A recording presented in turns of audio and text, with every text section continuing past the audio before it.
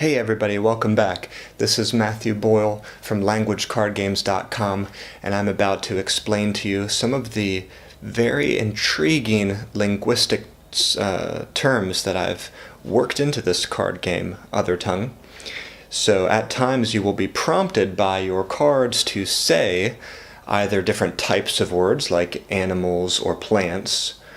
Alternatively, you might be prompted to say different linguistic types of words or different types of classifications.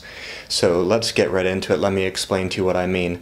I'm going to be reading right out of the PDF rulebook that I have, which I send out to customers who buy the game. I'm going to be reading these explanations right out of there, but I'm also going to show you the cards at the same time. So here's the first one. This card is called Curse. Okay, and I'm not going to explain what the cards do right now. I'm just going to tell you what types of words they require you to say and what that means. So Curse requires you to say a bad word. It's a very gentle or bland way for me to express what you may also call swear words, curse words, expletives, or profane language. These words exist on a spectrum, so feel free to set the boundaries according to your sensibilities and your company, or to disallow them entirely. You can just remove this card from the deck. But some people like to learn some bad words in their foreign languages, so that's what that's for. Okay, the next one is a calque. Okay, this word requires you to say a calque. A calque is a word, this card requires you to say that. A calque is a word or a phrase that's borrowed from another language by way of literal translation. An example would be brainwash in English, which comes directly from the Chinese word xinao, in which the first character means wash and the second character means brain. Another example is the English term blue blood, which means of noble birth. That comes directly from the Spanish sangre azul. I don't speak Spanish. That's my best attempt. I hope I said that in a decent enough way. Alright, so that's a calque. Let's go to the next one. Censored. Tyrant requires you to say censored or banned words, books, or other publications. That means the publication or the word has been removed from circulation or is restricted.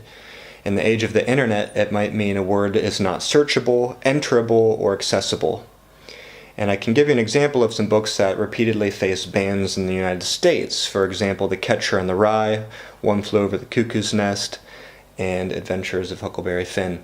So this is just a very niche card that's going to get you to say some words that might have been banned in the past or are currently banned in the native language of the foreign countries that you are interested in. Okay, the next one is double speak. This card, Shapeshifter, is really cool, and it prompts you to give an example of double speak. So what is double speak? That is language that deliberately obscures, distorts, or reverses the meaning of words through, for example, euphemism or ambiguity. Doublespeak is often associated with politics, military, and business, with words such as servicing the target, which means bombing, or downsizing, which means laying people off or firing them. Though doublespeak may use euphemism to achieve its purpose, it is different from euphemism in that it is intentionally crafted to obscure the truth, rather than as an innocuous alternative to something more vulgar, offensive, or taboo. You can see I took care to describe this very exactly in the rulebook. That's what I'm reading out of right now. So, can you think of an example of doublespeak? Perhaps if you watch public speakers or read the news in another language, you can catch examples of that kind of talk from time to time. So Shapeshifter is a very sly character. Okay, let's do one more, and then I'm going to make a second video because I realize this has gotten a little bit long and I don't want it to take too long to upload. Let's just do one more, and we'll break this into two parts. Seance prompts you to give an example of an extinct language. An extinct language is one that no longer has any speakers. like Phoenician. I'm going to say that again because it's so important. An extinct language is one that no longer has any speakers. Now we can contrast this with a dead language, which is still spoken, but has no native speakers. So Latin is a dead language. An extinct language no longer has any speakers at all, and an example I have in the rulebook is Phoenician. Now, I'm not a trained linguistics expert or professional, so if I do make a mistake, just let me know, but I'm trying to do the best I can with these explanations. Okay, so we've talked about 5 different cards there, and the linguistics terms they will prompt you to say. Now, this game's not all linguistics terms. Some of the cards are simply going to ask you to say different types of words like animals or plants or countries. Okay, but this video is to dig into the linguistics aspects.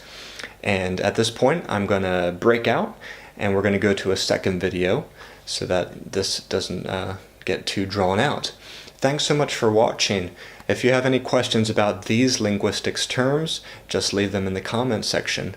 Until next time, I'm Matthew Boyle from LanguageCardGames.com, and you are looking at the card game Othertongue. Take aim with your foreign language.